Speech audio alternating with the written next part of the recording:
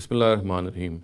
A very severe objection which is generally raised against Islamic punishments is that it is said that these are barbaric punishments. They are very severe punishments. And how is it possible that the Almighty, who is merciful, who is compassionate, who is gracious, He would punish criminals by having them flogged or having their hands amputated or by chopping off their limbs in opposite directions, as is the case in certain punishments which have been specified by the Quran. Now, this misconception, I would say, has arisen because the whole matter has not been placed in its proper perspective. If we place this whole matter in its proper perspective and if we study these punishments as they are mentioned in the Quran, two important things come to mind immediately. The first of these is that these punishments, they are extreme forms of reproof. They are extreme forms of punishment. They are to be given only and only when a criminal deserves no lenience and when the circumstances in which the crime is committed are such that the criminal deserves no lenience. In other words, it's not just the instance of a crime happening that it would entail that hands would be cut or amputated or criminals would be flogged immediately if they commit adultery. No, it's not that case. The whole issue must be studied in its proper perspective. The crime shall be studied and it will be seen, it shall be analyzed if the criminal deserves any leniences or not. And if he deserves any lenience in this regard, then he will be given lesser punishment than this. Now, as I said, that the way in these crimes have been mentioned, these punishments have been mentioned in the Quran, it is evident from that very mention that these are the stipulations of the words of the Quran themselves. Now we find very clear application of this principle in the times of the Prophet also and in the times of the rightly guided Caliphate also.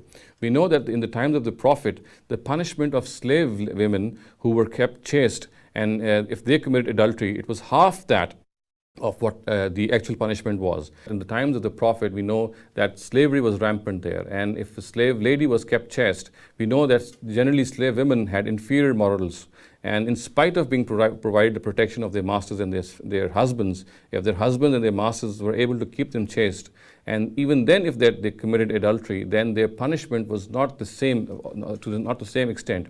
They were to be punished by half the amount of flogs. They would be flogged 50 times. And the reference to this is found clearly in the Quran, where it says, فَإِذَا أُحْسِنَّ فَإِنْ أَتَيْنَ بِفَاحِشَةٍ فَعَلَيْهِنَّ نِصْفُ مَا عَلَى الْمُحْصَنَاتِ مِنَ الْعَذَابِ. Then when they are kept chaste in this manner and they commit fornication, their punishment is half that of free women. So it is absolutely evident that criminals who are foolish or who are insane or who are compelled by the circumstances, for example, or who are not provided with the necessary protection which protects them or shields them from such instances of crimes, then in such cases the punishment shall not be given in its ultimate form. Another example which can be found in our early period is in the time of the Caliph Umar, Raziyallahu Ta'ala anhu. We know that in his times there was a severe drought, and in that particular instance, in that particular year, we know that there was a case which came before the Prophet, before the Caliph Umar, and in that particular case, that person had stolen something, and the Caliph Umar refused to have his hands amputated because he thought that since it was a drought, and since that person had been compelled because of his circumstances to steal, this punishment cannot be enforced upon him. And he should be given lenience, he should be treated with lenience, he should be given some concession on this. So it is absolutely clear that Umar Raziyallahu Ta'ala anhu never abrogated his punishment as some people think or they stipulate.